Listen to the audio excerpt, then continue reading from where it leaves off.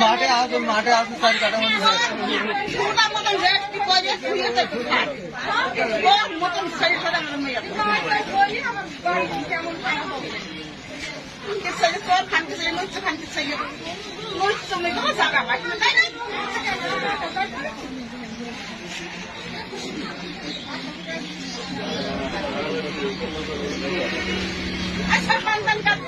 নাম কি?